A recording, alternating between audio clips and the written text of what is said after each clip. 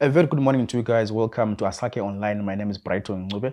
Today I want to look at the work and programming done by Trinity Project across Zimbabwe, and also their programming in terms of issuing of identity documents, in particular birth certificates as well as national IDs. Joining me on the show this morning to help me unpack that and understand more of their programming is Tari, coming from Trinity Project. She's the project officer in that organization. Good morning to you, Tari. Good morning. How are you, Brighton? I'm fine, ma'am. Talk to us about the work that you do as Trinity Project. What do you guys do? Okay, Trinity Project is an NGO that advocates for child protection, women empowerment through court support services and legal advice on access to early birth registration or access to documentation. So that's what we do as an organization. Yeah, maybe talk to us about the programming. Where have you been programming across Bulawayo? Okay, in Bulawayo, we program in Bulawayo at large and in Wubi district and Umgoza district, as well as Msingwane sometimes ago, yeah. Yeah. So what are the key concerns when it comes to the issue of identity documents? I know some areas people don't have birth certificates. Some only get these things when they're going for ECD and so on. What are the key concerns raised by people coming from Buvi, Mzingwane, and also in Bulawayo? Okay, there are so many issues that are being talked about when we are attending like community dialogues with the community, when we engage the community. There are so many issues that are being raised in the meetings. Like, for example, like a child who is staying with a paternal relative and that child doesn't have a birth certificate and the mom is abroad or in South Africa. So that child, they have violated the right to identity for that child. So it's become difficult for the grandmother, the paternal grandmother, to attain a birth certificate for that child because a mother is needed. Only the mother knows the father of the child. So a maternal relative is needed or the mother is needed to register that child. And for the paternal grandmother, it's difficult for her to go to the offices and attain a birth certificate for a grandchild because they need a mom. That grandmother doesn't have any evidence that shows that she is related to that child. So that's why they need a mother, which hinders the early birth registration process for the child. And there are so many issues, so we can spend the whole day. Yeah. But if also you move across Zimbabwe, there are many people without identity documents and people without birth certificates. What are some of the key issues? Why don't people get these documents? What are some of the reasons if you're going around in terms of your programming? What are the reasons people don't give these Okay, it's because women, they've given power to register their children without their father. But they're not using that right because they wait for their fathers to come and register for them. Maybe they fought before, so they want that thing, that revenge with, okay, she is going to come and register this child. I'm not going to use my maiden name to put on the birth certificate. He's going to come. And who is suffering here? The child is suffering. When the elephants are fighting, the child is suffering, the grass is suffering, the grass is the child. So you see, there are so many issues. Like, for example, if the one parent passed on, the other parent will just withhold the death certificate just to fix each other because there's the issue of lobola here. You see, maybe the paternal relative, they didn't pay lobola for that mom who is passed on. So they require a lobola payment first. And who is suffering? The child is suffering. So there are so many issues that hinder birth registration, and also as well as distance and withholding of birth confirmation record by hospitals, which delay a birth registration process. A few weeks ago, there was a public hearing done in Bulawayo Selborne Hotel where the Portfolio Committee on Home Affairs came there to hear the issues of stateless people there. I know you're programming in Ngozi Mine as well. What are some of the issues there in Ngozi Mine? People came there, they said they don't have birth certificates, some don't have IDs, some lost these things shooting Mrambatswina. What are the issues there when it comes to Ngozi Mine? Okay, the Ngozi Mine beneficiaries, they don't have particulars, like they don't have relatives, like paternal relatives or maternal relatives that are needed for them to register documents, which makes difficult for them to access birth registration. So what we did as an organization, we went there and captured some of them, we recorded them, then we went to the registrar's office, then we advocated for them so that they go there and maybe waive other documents that are needed when you are registering, because those guys, some of the documents, they've been lost, Some they say they don't even know the whereabouts of the paternal relative. That some they say I don't even know the whereabouts of the maternal relative. Some they don't even have any relative. They'll just tell you that I was born here and I was raised here and I stay by myself. My mom passed away. I don't even know I was raised by a neighbor. So that kind of person who doesn't have any information about the birthplace, about the date of birth, is so difficult to assist, because the office needs the evidence that where were you born, which date. So to get all those information, we need evidence. And as an organization, we managed to talk to the registrar. There's to waive other, documents so that they get registered. Yes. Maybe also in terms of your advocates, what are some of the things that have been using to advocate for easier getting of these documents? In Zimbabwe, it's difficult to get an ID. Yes, it's so difficult. To queue for long hours. It's difficult to get a password. You've got to queue for long hours. What's in terms of mechanisms? What have you been using to engage the registrar in terms of making these things easier and smooth for people to get? Okay, what we do as an organization, we do a referral pathway. We do have referral forms that we use to refer a client, or an accompanied referral where we accompany our client to the registrar's office. We partner as well with DSD, Department of Social Welfare, which was Social Welfare Kudala. We partner with them so that they assist us to ease access to birth registration. Without all these key line ministries, it's so difficult for us to assist the community. So we partner with the Civil Registry and the Department of Social Development, as well as the victim-friendly unity like the VFU, the Z-Therapy, so that we assist these beneficiaries. One of the key issues that was raised during the public hearing was the issue of payments.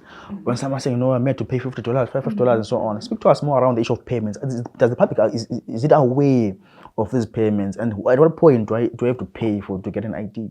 Okay, currently what I can say from the experience, the community are not aware about the stipulated fees by registrar's office, and they don't have money. Just imagine someone who's not even working is trying to fetch for her family, like to buy meal. Instead of paying for $5 for delayed birth registration, that person opt to pay like for a school fees or to buy food for his children. So it's a challenge for communities. But as an organization, in March, we managed to assist them with the transport and also birth registration. We managed to register about 1,387, if I'm not mistaken, like whom we assisted with birth registration fees, with identity registration, as well as transport. So I know that it's an issue, because people, they don't have those $5 that are needed when you are delaying to register children, especially those who are above the age of 66 years.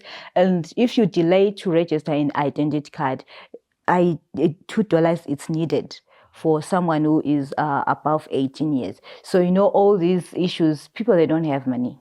So basically we're saying, suppose I'm 16 years, right?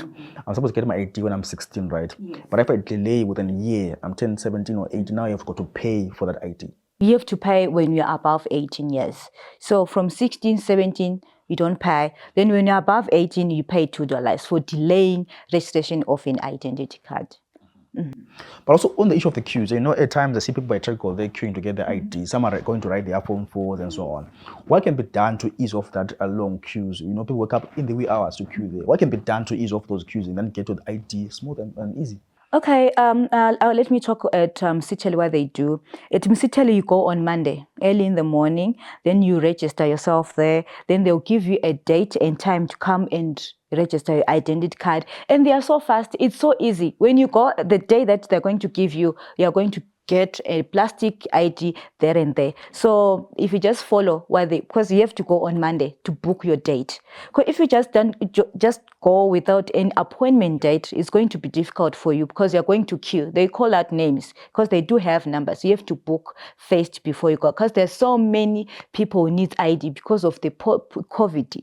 We are now in the post. I know that COVID has passed, but there's some babies were born during that period, and there are some mothers who didn't have IDs, maybe who were 17 years by then and the offices were closed. So all that post-COVID era, we are still trying to make sure that each and everyone try and get an identity card. Some of the time, maybe we can, if there's an issue like maybe a child need to write an for, let me say, O level, we can assist that student. We can accompany her, and we just communicate with the officers to assist the child to get an identity and go back to school. Yes, we do assist, because last month in April, we also assisted students from it was Makwekwe, I think 2 combis. We assisted them. Then we ferried them to the registrar, and then we managed to get the birth certificate. Let's break down some of these stereotypes. Ukuthi umama nxa eyi-1, the father, the obvious men, sometimes they do their things that they deny pregnancy, so on and so on. Mama get a birth certificate umntwana eyedwa? Yes, mama can register a child without the father, because that's an empowerment, right? But they're not using that empowerment. They're saying we want to wait for the father to come. And some, maybe it's not her fault, because the badalas, they'll be saying, you know what, we are not going to use this one. So if you use our surname, we are going to chase you away. So sometimes, we have to wait for the father, but who is suffering? The child is suffering. So sometimes in these cases, we do a mediation process where we can talk to the paternal relatives and the maternal, then we sit down, then we talk. We are doing this for the child, Let's just allow the mother to register using her name. Then the father, when he comes, when the census comes in, then you come and put the same name. It's easy. So they. Yeah. So if father can't take a birth certificate for the child alone? You can, when you are married, like legally, when you have a marriage certificate, you can go and register your child's birth certificate. Make sure the marriage certificate is older than the child, because you know what I'm saying? Like if you go, maybe you guys were married 2022 and the child was born 2020. How do we know that the child is yours? So that's why they said you have to have a marriage that is older than the child. That is going to prove that, for example, Nom Samoyo and Brighton Ncube were married, which means the blessing of this marriage certificate is this child. But if you don't have a marriage certificate which is older than the child, which means as a father, you're not allowed to register without the mother, because the mother is the one who knows the father of the child. That's when you see, when you go to the registrar's office to register a child, you sign that signature that you put there. You are declaring that child is yours. You are declaring the paternity of the child. So the mother is the one who knows the father of the child. That's why we are saying the mother has to be there when you are registering a child. And the mom also can register without the presence of the father. If there's a marriage certificate, you can use the paternal surname. But if the father is nowhere to be found, you can use his surname if they are not married. I remember during the public hearing, there was this outcry from the people, from the residents of Bulawayo, speaking about sharing Ubuntu and culture, to say, if now we're going to use your surname for my child, what about our culture and preserving our culture? And also there was a scenario whereby there was Ukudwa Buyayo, and they were saying what wanted to take a birth certificate for Mtuana Mzukulu wake, because the son is away out of the country, and then they were denying him to access to take that birth certificate for that grandchild because the son was away. Speak to us more about that. To issue, is there legality in there whereby the grandfather can take the birth certificate for Mtuana Mzukulu when the father is away?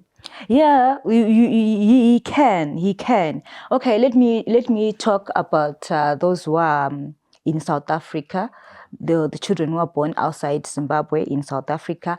It's so easy to attain documents for a child who is born outside in Zimbabwe. You can utilize a consulate office, what we call an embassy. You go there with the health card of the child. You go there as parents with your documents. As long as you are a registered Zimbabwean, you just go with your ID. They don't even ask you which way how you went there. They don't even ask. They know which is Zimbabweans. They are looking for jobs. That office is the other office for Zimbabwean people to be utilized, So you go there with the health card and the legal documents for the parents. Then you register your child, your birth certificate. If you don't want to go that side at consulate office, you can also go there and fill the form, the consulate form. Then after filling that form, you post that form to this side, to someone, the guardian who's staying with the child. Maybe it's a grandmom or it's the paternal grandmom, to allow that person to register a child on your behalf. Okay, let me talk about someone who is abroad. Someone who is abroad, you can approach a legal officer to assist you with the process. You feel everything that is needed, that you are the father, then you feel everything that shows the relationship that you share with the child that is needed. But you have to approach a legal officer to assist you in that. Then you post the documents this side through DHL. Some they use email. Then you post. After posting, that person who is representing the child this side, who's the guardian, does take those documents to the registrar's office. Then they'll assist you to register the child. But without those documents, how do we know that the grandfather is related to the child?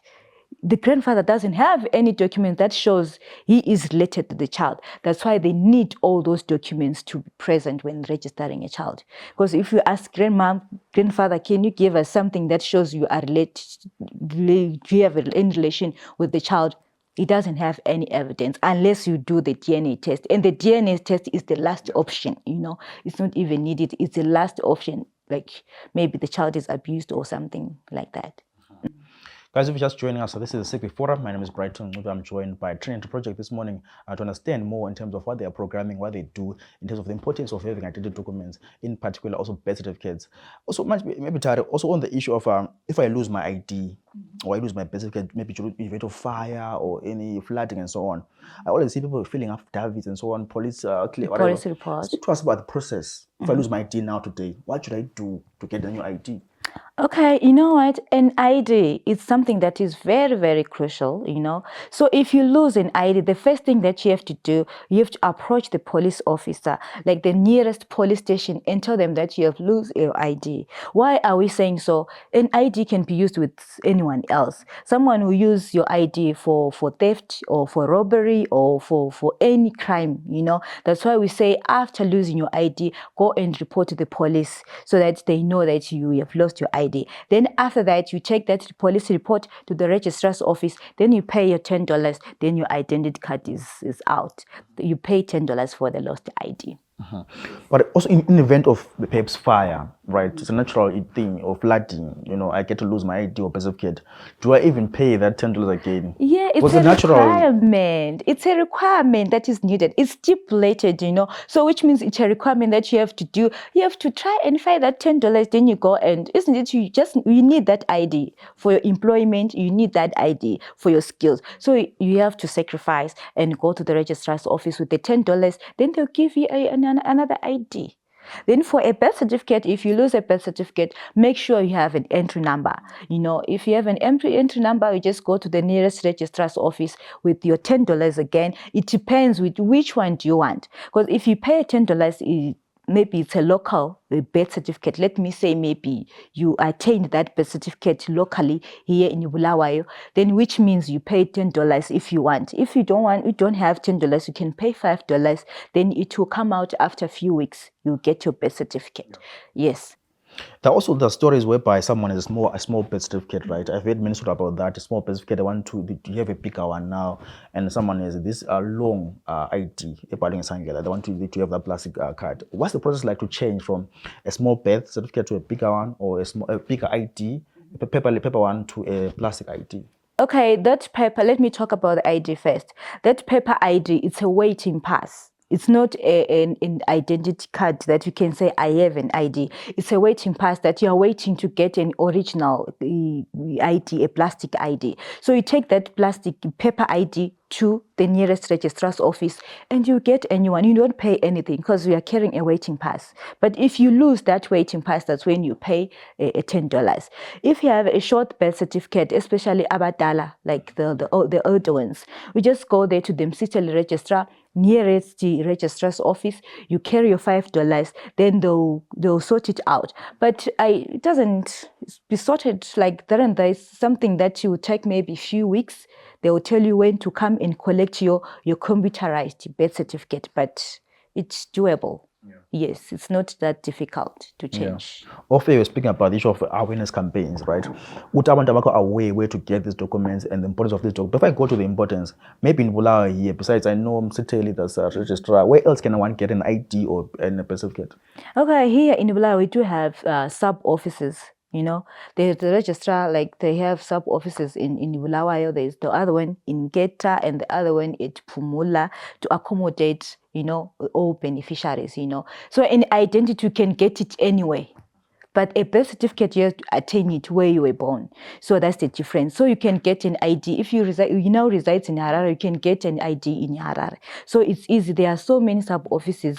Even at Mpilo, you can get an ID at Mpilo. They will give you an ID. At UPH, they can give you a birth certificate for a minor child, even at Mpilo as well. So there are so many sub-offices that accommodate the community.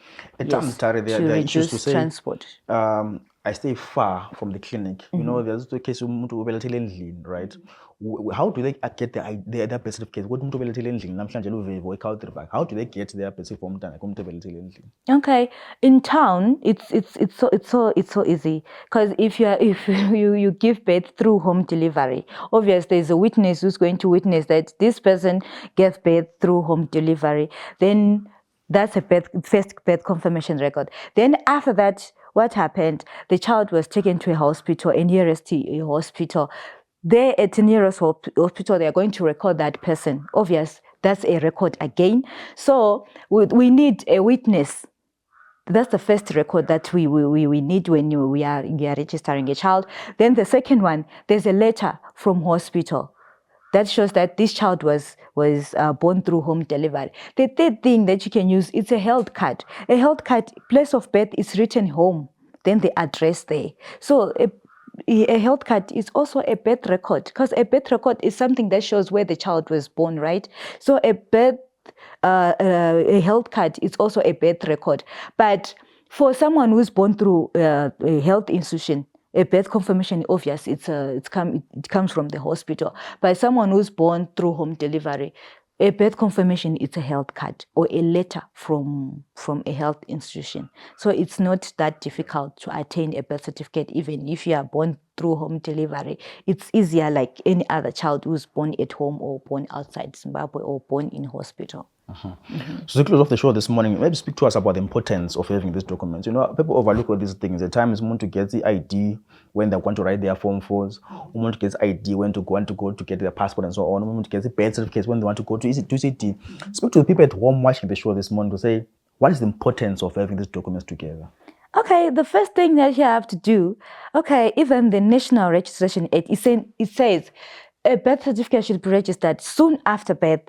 That birth confirmation record, it's written in bold letters that this birth confirmation record should be used within the period of 42 days, you see.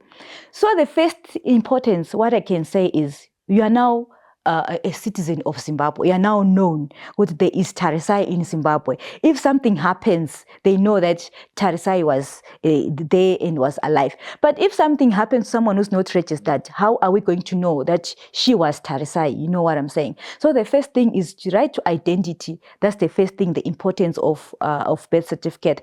Then the birth certificate is so important because it also protects children from harm. When I'm saying from harm, they are protected from abuse, they are protected from child labor, from human trafficking. Even those children who are coming through and out from South Africa, that's child trafficking, but we don't know that child trafficking, but it's child trafficking. How do we know this person is a minor? We have to know by a birth certificate. If a child is abused, we have to know how old is the child.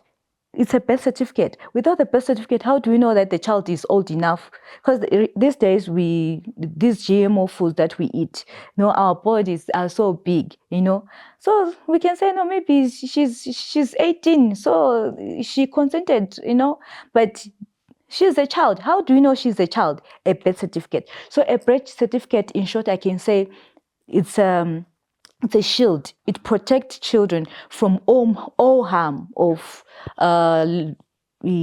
abuse, child labor, child trafficking, child marriages, and all those things. Because even if you want to go to school nowadays, some schools, they don't even take children without birth certificate. So it's a very important document. That's why we work in community, so that each and every child gets registered, because it's so crucial and it's vital to someone's life. Lastly, I'm watching the show. I want to get in touch with Trinity Project. How can I get in touch with you guys? Where can I come for assistance in terms of your programming as well? Okay, we have a WhatsApp number 0786 893 718. We do have a social media handle like Facebook, Trinity Project Zimbabwe. Trinity Project Zimbabwe. Then we have also X account at Trinity Project. That's our X account. Then also Instagram account, a social handle, is at Trinity Project as well. So we do have information. If you need any information on our social media handle, you can get even our contacts on our website www.trinity.org.zw. But what can you say lastly to the person watching the show this morning in terms of the not importance perhaps, but also at times the ignorance? You just no ID for what, paid for what. What can you say to this person to encourage them to go and get the ID for Umtana, to go get their certificate of Umtana? What can you say to them to encourage them this morning? What I can say is like a child without a birth certificate is like an animal. An animal is even better because some animals they are even bala. Yaboni pala hambe kanyen. Like you are not even known that you exist in this world. So a birth certificate is important for every child, for every individual, for every person, even as well as an identity card. To attain your skills, your education, whatever you want to prosper in life, you have to have all these documents. So without all these documents, you are just a stateless person without anything, and you become a stateless generation without anything as well. So I think each and everyone has to get a birth certificate soon after birth and attain identity cards as soon as they attain the age of 16 to avoid delayed birth registration fees. Yeah, that's what I can say. Tara, thanks so much for your time for coming through this morning to Cite. Thank you so much. I really appreciate. Well, we've been watching the Civic Forum. We've been talking to Trinity Project, the project officer there, that's Tari there, explaining to us the importance of getting an ID, getting a birth certificate, and also giving us scenarios whereby people don't have IDs and what can be done to help them get their documents. Hope you guys enjoy the show. Please do pass your comments and your feedback via our DMs and also via our comment section there, and to follow them on social media platforms. They are there on Instagram, Facebook, as well as X there. From myself, Brighton Ncube, it's been lovely hanging out with you. It's bye for now.